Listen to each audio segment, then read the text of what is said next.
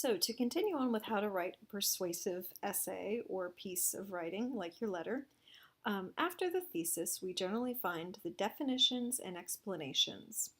All arguments, no matter what they are, have certain definitions and explanations associated with them.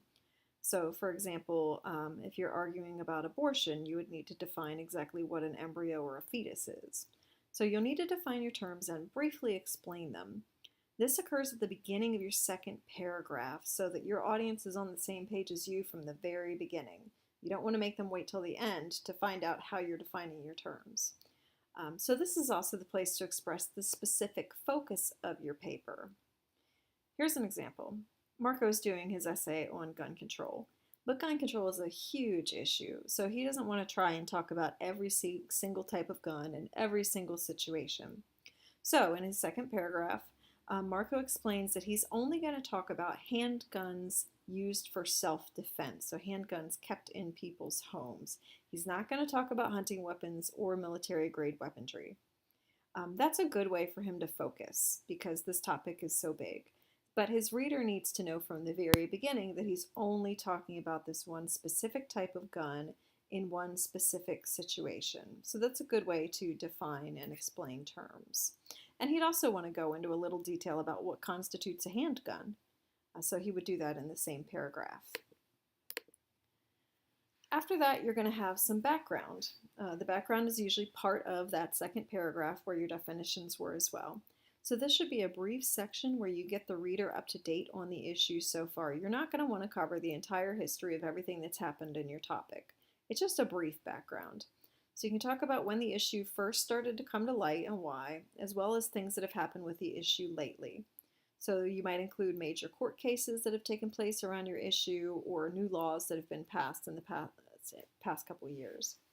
So abortion is the example here. Obviously a huge topic. It's been around forever. You're not going to be able to cover every single thing that's ever been said about abortion, and that's okay. This isn't a literature review.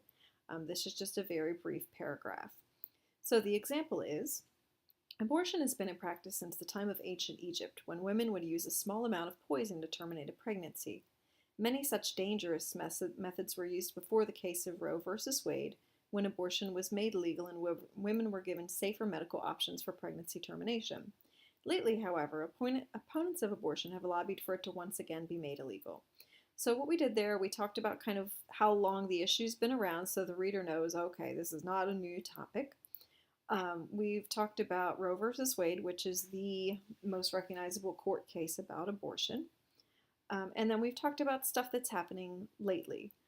So where we are right now when thinking about abortion. So that's just one brief paragraph. The author could add a few more details here, that would be fine. But you don't want to go too long talking about the background because then you're running into an informative paper and instead of a persuasive one. You're also going to have a concession. So the concession begins your defense, which means it's usually the first section of your third paragraph. This is where you acknowledge the other side and their beliefs, but then you rebut them and you say, yes, some people think this, but, or however. You want to keep this respectful and brief, and then you want to land back on your side. So you're acknowledging the other side. You're saying, okay, I get why they think this, but they're wrong.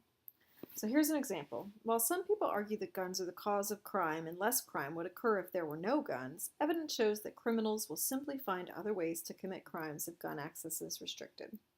So the author here is writing about gun control, but they're saying that they don't think guns should be restricted. So they've acknowledged, though, that some people think guns cause crime. So they're acknowledging the other side. They're saying, okay, I get that some people think this. However, and then they flip back to their side. So this is just a couple of sentences. And as we saw in Martin Luther King's letter from the Birmingham jail, Martin Luther King does this a lot too in that letter. He says, I know some people think blank, but, and then he flips back to his side. So that's what we mean by a concession, and your letter should absolutely include one of these.